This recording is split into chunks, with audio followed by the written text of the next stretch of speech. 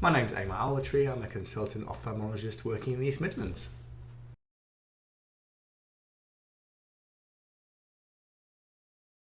I really wanted to become a doctor at a very early age. I know it sounds very cliche, but I did want to help people. My father was a doctor, an ophthalmologist actually, and I used to see patients walk up to him and thank him for improving their vision and be really, really grateful. And I thought, wow, that's really fantastic. You can make a difference. And so from a very early age, that's why I wanted to be a doctor.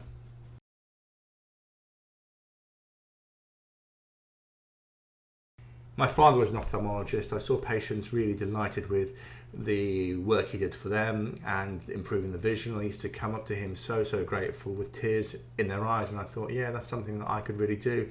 Make a difference to people, make a difference to society, and make things better. When I went to medical school, my intention was to do eyes, but then I got tempted by orthopedics for a little while because I thought it was a big and manly thing to do. But then after doing it, I was not enamoured by it, and so I swapped back to my first love, which was eyes, which is a fine balance between surgery and medicine. It's also instant gratification. The patients take the pad and the shield off next day and they're better and they love it. So, that interaction really makes a massive difference to me, and that's why I've chosen eyes and I've loved eyes ever since.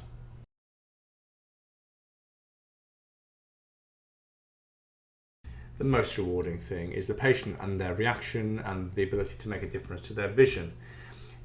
These patients can take the pad and the shield off after a cataract surgery and they can see next day. I often have patients saying, I'm not happy with you, I can see my wrinkles now, or I thought my neck curtains were white, but they're grey. But it's transformative. The thank you cards I get, it just humbles me. I'm still humbled that sometimes on my 10 cataract operating lists, I know that 10 patients are waking up next morning taking the pad and shield off, having trusted me the previous day. And that is truly humbling, and I remain humbled, and I'm very, very grateful for the faith and trust that the patients put in me. And I think that is the most rewarding thing, and to have happy patients is great. I think you also get a buzz about being good at your job. I think that if you weren't good at it and you were just average, then I think it wouldn't give you the same satisfaction. But you know that you're doing a great job, and I like to give the care that I would for my parents, and I really think I achieved that. And so that gives me a bit of a buzz being really good at something.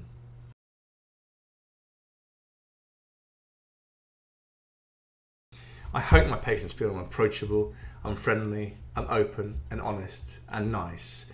My bedside manner, I hope, is good. Eyes is a stressful thing. You're going to have eye surgery, and it's really important that you're put at ease because it's a pretty terrifying prospect. It really shouldn't be, and often afterwards people say, is that it? I thought it was going to be worse than that. So I like to put people at ease. I sometimes torture my poor patients with my singing on the operating table, and so they can focus on that rather than the operation itself.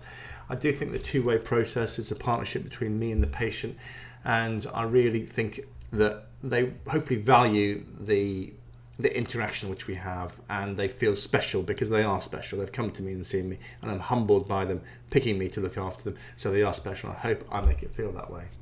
What do I value of them?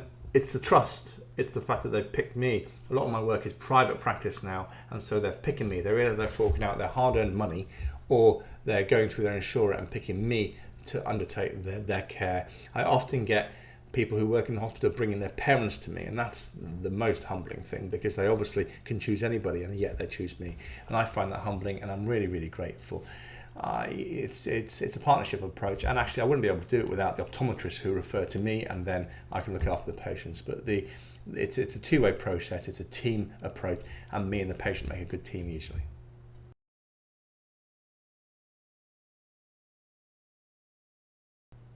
I do have a mantra or a phrase that I use. I say, my motto is be kind to your patient, and kindness manifests in lots of different ways. You can be kind as in talk to them, empathize with them, be with them, take them through a difficult process, which is usually cataract surgery. You be kind to them if it doesn't go to plan. Thankfully, it's very, very rare in my hands, but sometimes patients aren't entirely happy with the quality of vision I achieve for them, and I'm open and honest with them, and that is part of being kind. Be kind in that you do your very best for them, don't take shortcuts, use the best possible equipment and the best possible lenses. Be kind to them in that you keep up with your skills and your knowledge so that you're delivering the best possible care. I want to give care to my patients that I expect from my parents. unfortunately, my parents have had other illnesses, and I'd seen substandard care, and I'm not happy about it, and I want to make sure that I deliver the very best for my patients at every opportunity. And so be kind to your patient. I hope that manifests everything, and I will continue to be kind for as long as I possibly can.